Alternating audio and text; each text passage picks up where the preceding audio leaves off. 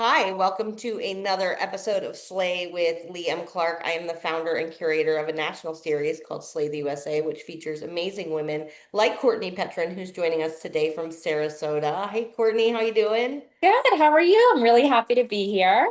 Thanks for coming. And anybody who doesn't know Courtney, I love her backstory. She and I met when I was, I'll say, casting for Slaying Sarasota. And her story is terrific. Her and her husband, right before the pandemic, on a wing and a prayer, decided to drive down here to Florida and start a new life. Their daughter was like 4 weeks old, 6 weeks in a travel trailer, and managing new baby and pets and all the things, was able to start flipping homes and designing them, and has made such a name for herself in Sarasota. It's incredible. In just what, 5 years total you've been here? We've been here now for it turned just 7 years now, just 7 years. It's flown by. Yeah, so now she's obviously like a household name, more or less, in Sarasota, has obviously been recognized in the community and in this project. And today we're going to play 10 Ways to Slay with Courtney. Yeah. So, Courtney, I'm going to ask you 5 questions. You're going to ask me 5 questions. And then, yeah, I might have a bonus one for you at the end. So, what is one experience outside of design that has shaped the way that you approach your work today? Oh, I mean, I have to go with my previous career, which was in clinical psychology, because I really feel as though that's influenced how I work with people, how I view design. It's really just the undercurrent of how I do business, how I design so personally, so emotionally. So I feel as though that sort of background really influences me now and how I design, how I work with people, how I run my business, and also how I brand myself as well. Yeah, and I can say that's true. And anything, talk about transferable skills. There's nothing more transferable than psychology. So, Yeah, and also a real testament to how much you wanted to get into design, because she obviously had a lot of schooling and a full-blown career in Massachusetts, in the mental health field. So, big time. Yeah, I went to school for 8 years, my maybe closer to nine, almost 10 years, and I was up there. I was a clinical director, and I managed people, and I moved through the whole corporate ladder. And so I worked really hard to get there. I was also very young to be a clinical director, so I had achieved what I wanted to, but there was just something missing, as most women feel, and that starts a revelation. So, but it certainly has served me well now. And a lot of people will ask me, like, why did you get, out of therapy? Why did you stop doing that? And I'm like, I use it every day. It's a tool I use constantly. So it's served me well. awesome. So let me ask you a question, Lee. So tell me, why now? Why a podcast? Why did you feel like this was the next kind of step in your journey, and also in the slaying, USA journey? Yeah, no, it's a great question. I've had a podcast on my heart for a long time. I struggle with consistency. So anybody out there who also struggles with consistency, I never wanted to kind of sign up and be like, okay, well, I'm going to constantly have content. However, 2 years in, I have all of these incredible women, and I interview women every single day, right, for new projects. Right now, I'm interviewing for New York.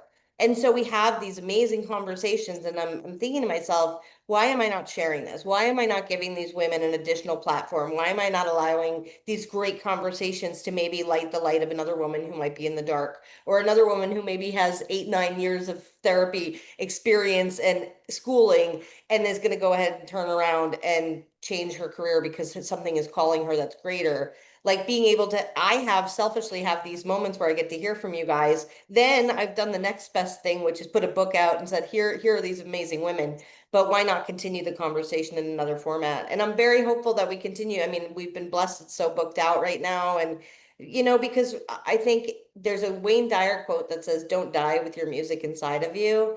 And I think Yeah. if Slay the USA has one mission, it's that, women are seen, valued, and heard. And so just having another vehicle for that is amazing. But great question. For you, what's one design touch that you add that always makes a space feel more comfortable?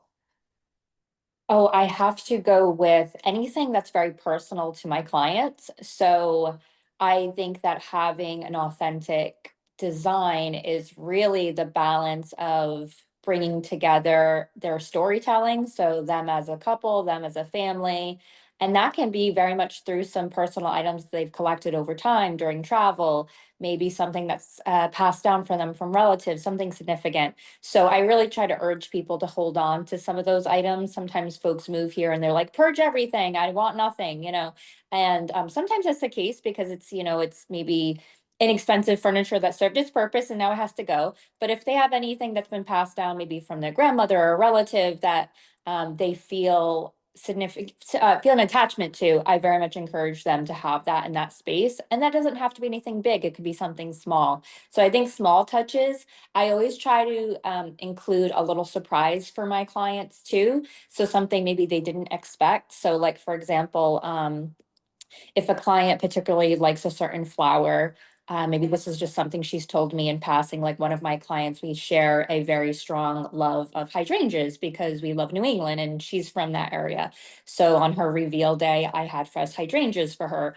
And it might seem very small, but it was very touching to her. So I always like to do, or hiding maybe something in a drawer for them that they discover later on. Maybe it was a journal that has birds on it and they love birds. So little things like that that I want them to keep kind of almost rediscovering in their house so that as they're living in it, that are little surprises that I think are really fun. So anything that's going to evoke some kind of an emotion from them is really important to me. I love that. I love the small touches. Very, very important. Absolutely. So I have a question for you. Something that I wonder if you kind of ever encounter is, do you find a common denominator or common trait among all of the women that you have interviewed that have been in your stories? Maybe something that you notice like is a common theme among these women. It could be a trait, it could be anything, but just something that you notice like, oh, that's something that all these women kind of have in common or I see. Yeah, I would say everybody did it scared. Everybody Mm, did it scared. There's not one woman that I've interviewed that hasn't gone for it. Putting, anybody who's ever made content and like had loved ones called them cringe or whatever knows how hard it is to put yourself out in the world. When you decide to start a business, when you decide to become an entrepreneur in any aspect, even if you still have a corporate job and you're doing side hustle entrepreneurship, it's putting a part of yourself outside of yourself and asking people to validate it. It really is. And so that takes a lot of courage to do that. And there's nothing wrong with a corporate job. I had one until a few weeks ago, but when you're working for someone else's vision, it's a little safer, right? You think, but it's honestly not. It's mm, honestly not, because if they don't do well, you don't do well. Whereas when you are your own boss, you basically get to decide how well you do by your level of effort, right? And so if that's the case, these women all have that in common, that level of effort it takes to be courageous, to go for it and to do it scared. And I don't think any single one of them, I think we all sit back and look at people like, oh, they had it figured out. They had their shit together. They had money saved. Like whatever we tell ourselves is the reason we're not doing what we're doing. It's not true. I have women who did it as Uber drivers. I had women who did it broke. I had women who did it scared. I had women who did it in bad relationships. I had women who did it in great relationships. Like there is no common denominator on the level of scared they were because it ranged on level of fear.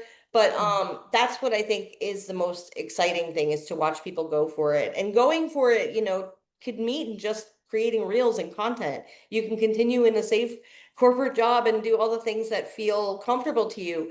But again, back to the don't die with your music inside of you. Like put yourself out there. If you have a vision, you have a dream, you want to be like a cupcake artist, whatever, give it the chance. Because I just said this to my mom when I admitted to her that I have left my corporate world behind.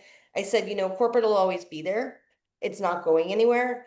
How long do I have to really like follow my dreams? And yeah, I'm doing it scared too. So I am also part of the common denominator. And I'll ask you that before your next question, but were you scared to take the leap?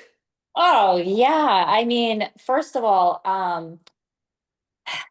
in terms of psychology, I'm behind a desk, I'm running, yeah, I'm managing people, all of that, but I kind of in my bubble, I'm in my bubble, right? Like no one from the outside is coming in, typically not coming in evaluating me in the masses, right? With design, if you want to, be hired, you have to show your work. You have to have a portfolio. You need to literally take your art and say, here it is, judge me, right? So very much I'm always in a position of being kind of vulnerable And I think we all have done that to some degree, whether it's, writing a book or, doing art, or just even something that they have to put on Instagram can feel Right? really sort of, you feel naked almost. Yes, exposed. Exposed, exactly. And there's no CEO to hide behind. There's no whatever to hide behind. It feels very exposing. So I would definitely say it pushes you to not necessarily not care what people think either, but it definitely gives you a thicker skin. Right. Well, that whole your like vibe attracts your tribe too. I think when you start being more and more authentic, that is something that you're not for everyone, everyone's not for you, but especially like Yeah, in design, you're putting yourself out there and you're putting your design out there. And if they feel like that's their design, that's what works for them. The best thing you can do is be yourself.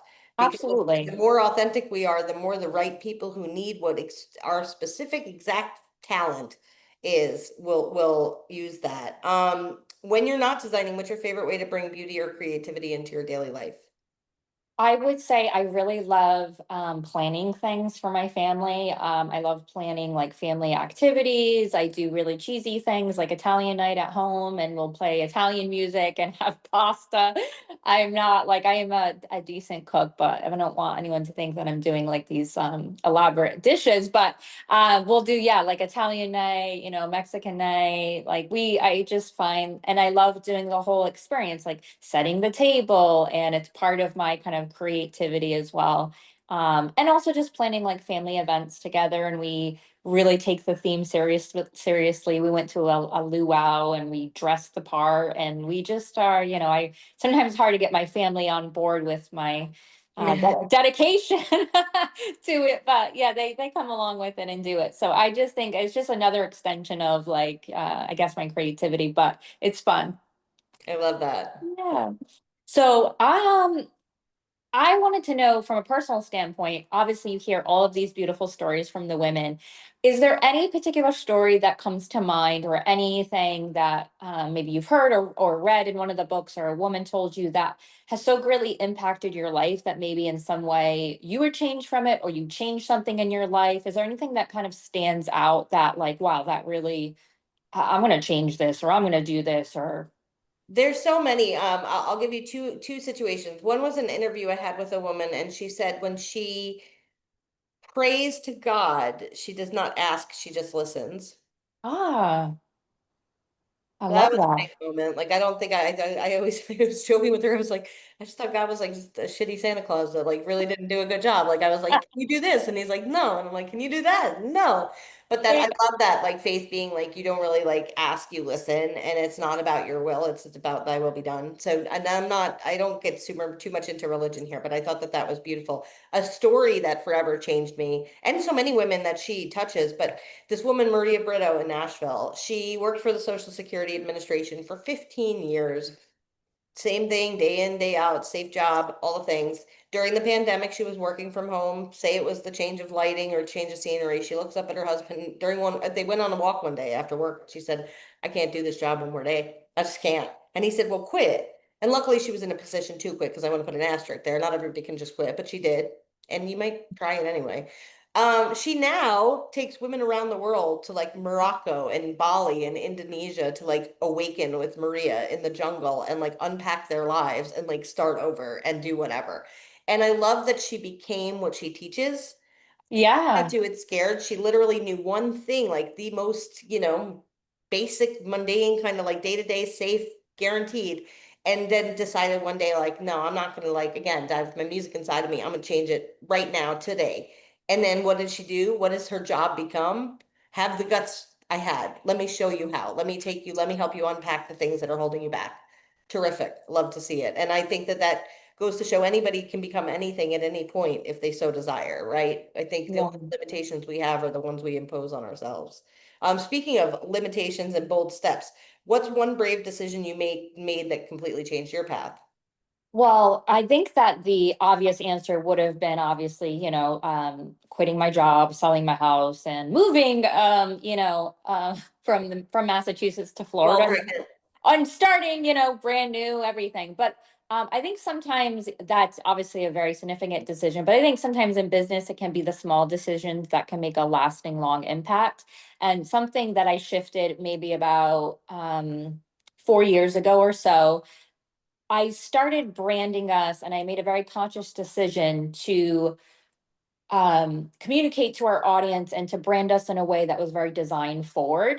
Mm, So I had a lot of folks who very much wanted to view us, or maybe they wanted to brand us as like this husband and wife team, right? Husband and wife Reno team, husband and wife Reno team, because it was on HGTV. It's very endearing. It's um, very approachable, all of that, right? Which is true. But I very much wanted to make a shift from that. And I really wanted folks to view us as designers first. mm, And yes, we can also do the renovation. And I think a lot of people are like scratching their heads, like, well, that doesn't make any sense. Why would you do that? But I think that that can be the husband and wife whole thing can be kind of gimmicky. Um, and I really wanted people to be attracted to us, people who really valued great design, great experience, and really valued having a very authentic home. And I wanted to put those values forward. So that's how I wanted to kind of brand us. And I feel as though that really has shifted our path and in terms of how we work, who we work with, who we attract. And so I feel like that was a bold choice, and kind of small compared to maybe some of the other choices I've made, but I think has had a quite lasting impact in terms of how our business has grown and shifted. 100%. And I also love that, a lot of people do things for the optics. They do things for the appeal. I always say to people like, you want all these followers. What do you want them to do? What do you Yeah. want them for? What is the point? Do you want them to just tell you you're enough? Because that's fine if that's the goal, but know that that's the thing. So needing that HGTV, needing the husband and wife show, needing the whole like you said, a little gimmicky, if that feels disingenuous. Now, if it feels genuine, do it. But if it Yeah. feels disingenuous in any way, shape, or form, you're just attracting people who don't really know you and know what you're about. And like by being true to your values and who you are as an individual, then the right client, the kind of clients you're looking for, not just people who like, oh, I love their comic banter. Like, no, I really love their design, right? So I think that that's really important. And also that you know what your values are and they exceed what like just being seen is. Absolutely. No, it's the truth. It's the truth. Um, what do you feel is maybe one of the most challenging parts of your job that maybe people wouldn't know or appreciate or understand, something that maybe comes up a lot, just something that's really challenging about what you do? I think, a lot of people can relate to the answer, which is meeting people's expectations, right? Yeah. Everyone has a different set of expectations, and not one of us is really a true clairvoyant that can anticipate somebody else's needs all the time. I think we do our best to make sure that everyone has the experience that they want, and I think that that comes with asking more questions, right? Not assuming. I think we were on we do like a roundtable get together for the authors and stuff. We were talking about online courses, and somebody said, "I wish I would have surveyed my audience before I created an online course." And I'm like, huh, you don't say. Like, we need to get feedback on expectations, but you can never make all the people happy. I mean, I ran a kindness charity for over 10 years, hoping I could literally like make the world happy. There are people who are unhappy that you can't always make everyone's expectations be met. The way that I combat that is communicate, communicate, communicate, communicate what to expect. I just started putting together FAQs for all the different events. Now that we've done enough of them, like you can expect the launch event is a family friendly event, like these types of things, because I want the more that we can communicate, the less that expectations go unmet. Because we set an idea of, hey, this is what you can expect in the essay writing, in the editing process, in the events, in all of that. Now, again, with anything over time in business, it takes time before you even know what the standards are, right? You have to create them as you go, you learn. But I think it's challenging. I mean, we were talking offline prior to this. Of course, anybody who is a part of anything I'm doing, I want them to feel like they got everything they ever wanted out of it and then some. Nobody, like, I don't think anybody seeks to not want to make people happy, right? But Yeah. also just again tempering that with like, am I meeting expectations? Am I exceeding expectations? And if I'm not, this is the most critical part. I always say this on every podcast, I swear. The two key pillars of emotional intelligence are self-awareness and empathy, right? Those two things. So when there's feedback, be aware. Even if you don't agree, think about where the other person's coming from, right? Take it in stride. If the shoe fits, wear it. If not, chuck it out the window. Feedback is a gift. I learn. We're never going to do things perfectly. That's an impossible standard. Who knows what perfect even is? But if I'm listening, if I'm taking that feedback, if I'm not getting my ego in it about, oh, well, I people are entitled to feel what they feel, value that, hear them, listen. If it doesn't apply to you, you can't learn or grow from it, leave it to the side. You don't need to tell people about themselves. They don't want to know anyway.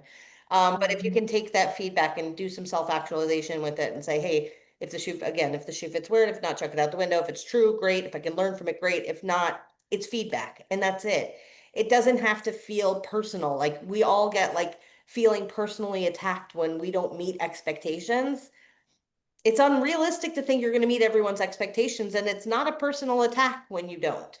It's Yeah. just, the nature of somebody. And if people are, and I just went through this, if someone has the guts to tell you, thank them because they could give that information out to other people about you that doesn't help you. So I do believe that like that's a gift to get the feedback, like take that in stride, be the best person you can be, but it's hard not to meet expectations. If I ever miss, we always want to do everything we can to overcome that.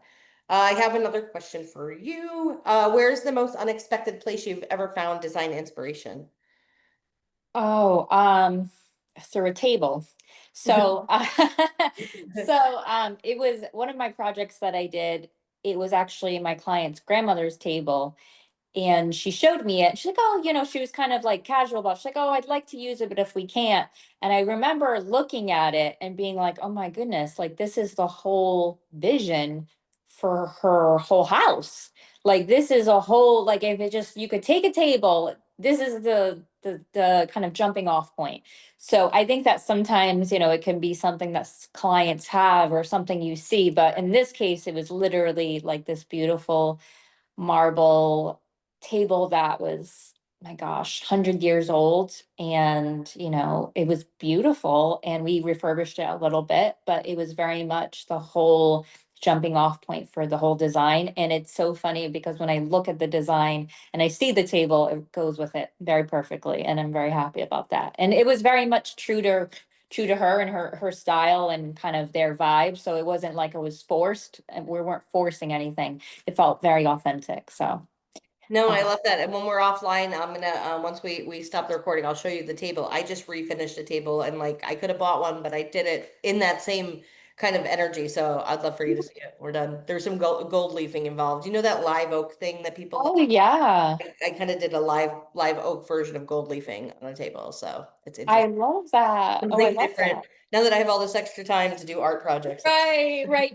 Not doing corporate, right? America. So you have time to do like creative things. 100%. Well, speaking of that, and obviously quitting corporate America and doing this now, I imagine full time or even doing things that maybe you enjoy more. What do you want your legacy to ultimately be? At the end of the day, maybe what do you want your kids to know about you, or what do you want people to remember about you? What do you think that would be? Yeah, I mean, I was fortunate, I think, years ago to have realized what my purpose was and how I'd like to be honored, and it has not changed. Although I'm not running kindly currently, kind of took a step back from that. Acts of kindness are important. This whole book project is an act of kindness in itself. It's my gift to the world to help other women be seen, valued, and heard on a broader platform. I spent over a decade doing acts of kindness around the like around the country, around the world, paying off strangers' layaways, buying coffee for strangers, buying meals for single diners, like beyond opening doors, anything I could do to it's a bi-directional joy when that happens. You honestly, I have a director of neuroscience at Stanford who wrote a big thing for our book Living Kindly, who said there's an actual direct dopamine and serotonin thing that happens when you do an act of kindness. And not only do you feel it, the recipient feels it. So if we become positivity, if we attract what we become, that's what I would hope. I would hope people would remember me for my acts of kindness. I think they would remember me by doing acts of kindness and realizing take a minute to listen to someone's story, use your platform, not just for yourself, collaborate with others. Like if you're a micro influencer right now, you've got a great platform, give a hand up to 5 women you admire that are maybe a little bit like lower on the user counts. I don't care about subscribers, likes, trending audio. I don't care about any of that stuff.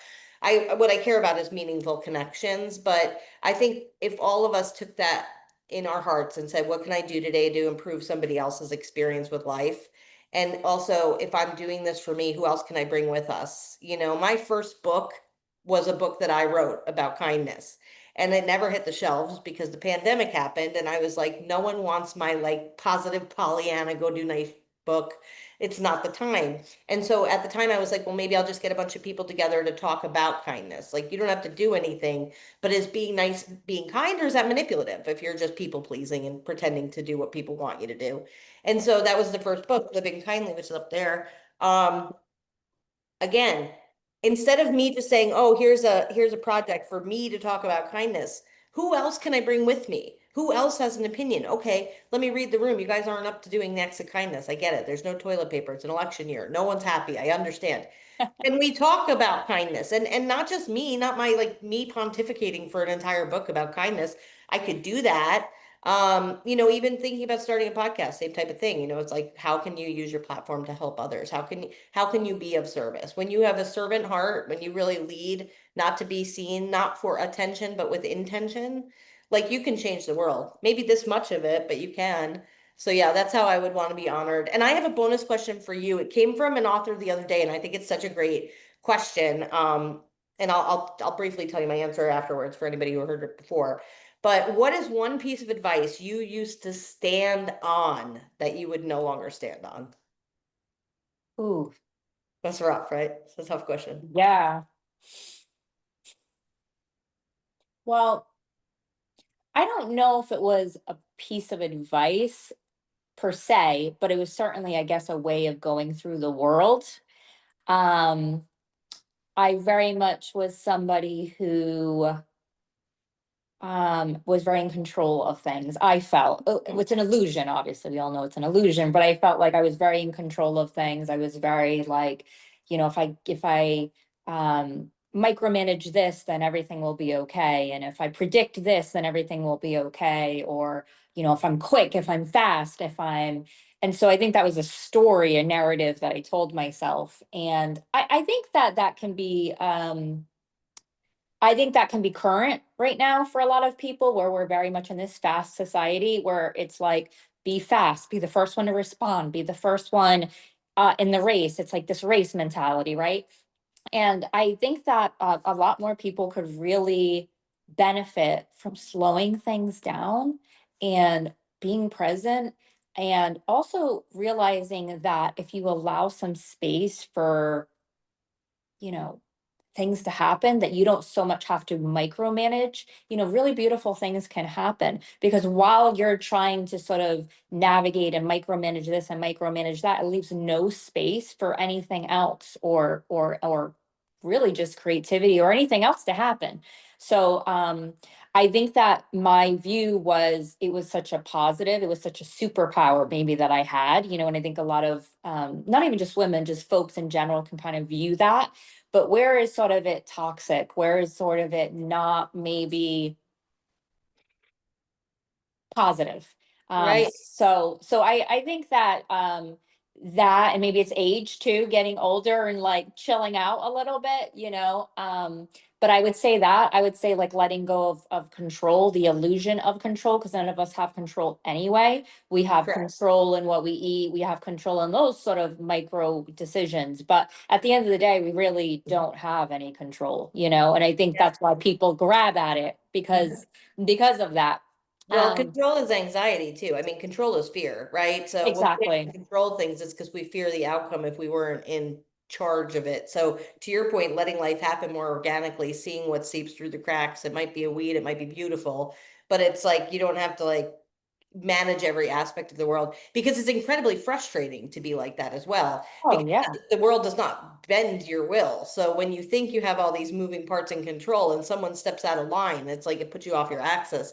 When life just kind of like flows around you and you're in flow and you allow that stuff to happen, It also comes with, confidence and wisdom and age. Like you don't have to control all the things. You know you're good, you know you got what you need, and you can kind of allow that. And I'm sure also being in the world that you're in now, you can't control all the things anymore, right? It, No, yeah, no. I mean, if sofas get delayed and, material gets delayed and it's really fascinating too because I sort of look to align myself with clients like that as well. And that's not to say clients should be passive or be like, oh, when it comes in, it comes in. More of just flexibility, correct. being open-minded, Correct. priorities, right? So like, for example, when the hurricanes happen and, if you have a client who's, ticked off about their sofa. Well, there's folks that lost their whole homes, right? Right. So just Active.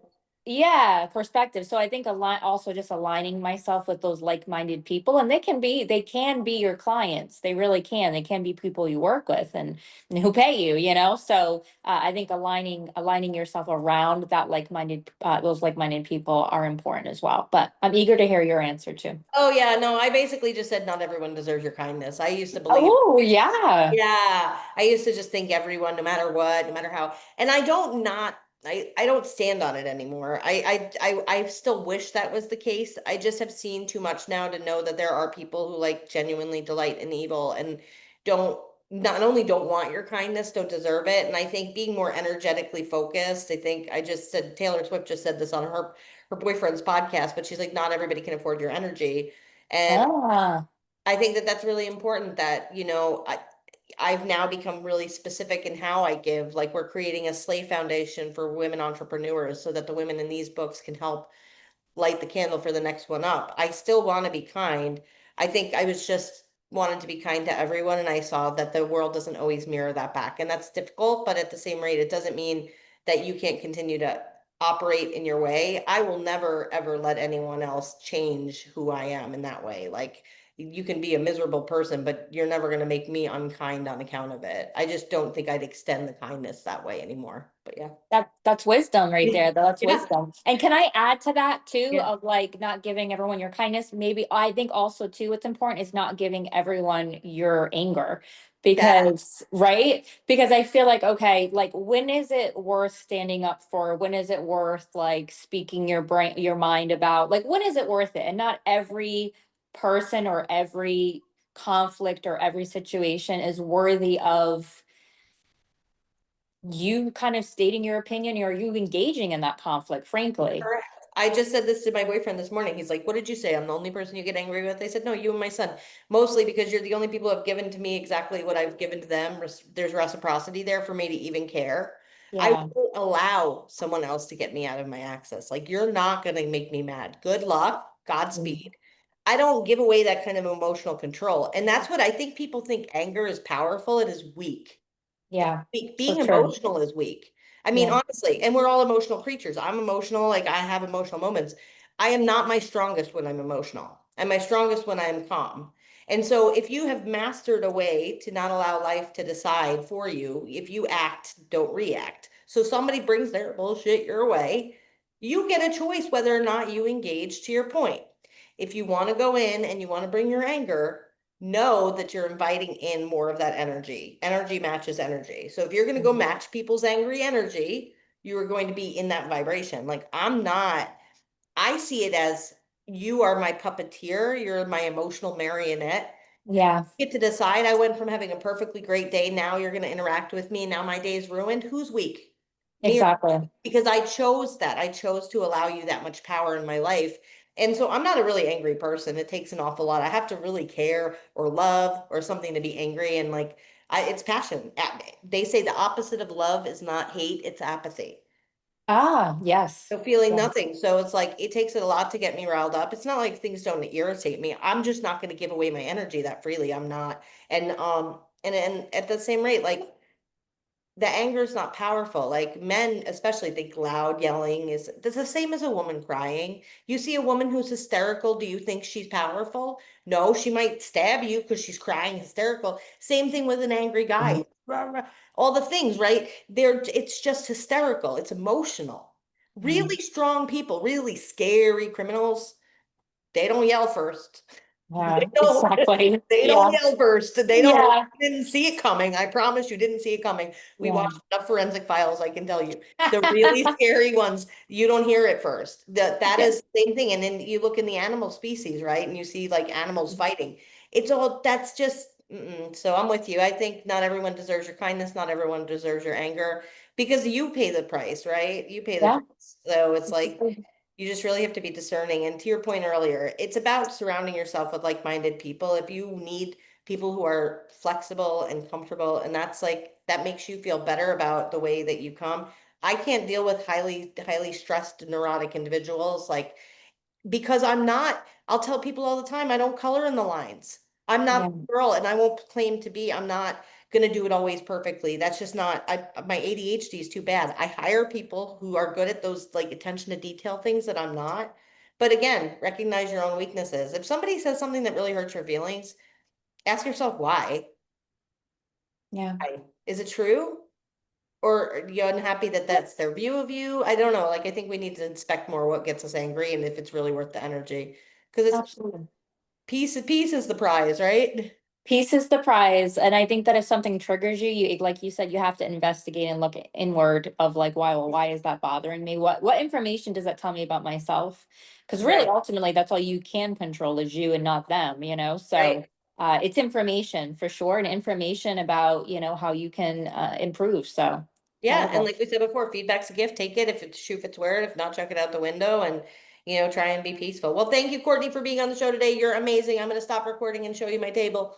But anybody tune in, slaytheusa.com for more information on our series. Follow Courtney on all of her socials, which we'll put below, but Courtney, tell them what they are. Oh, hey. Oh, so yeah, I was just listening to you. So there's savannahshomeanddesign.com, of course, that's our website. And then our IG is the same thing, Savannah's Home and Design. So our business is actually named after our daughter, Savannah May, because she was really the reason I feel that we started this business and really kind of became this kind of joint venture. So we have Instagram, we have Facebook, and we have our website. So and we put blogs on there frequently. So go on there, check out our work, and I look forward to hearing from you. Yeah, thanks, guys.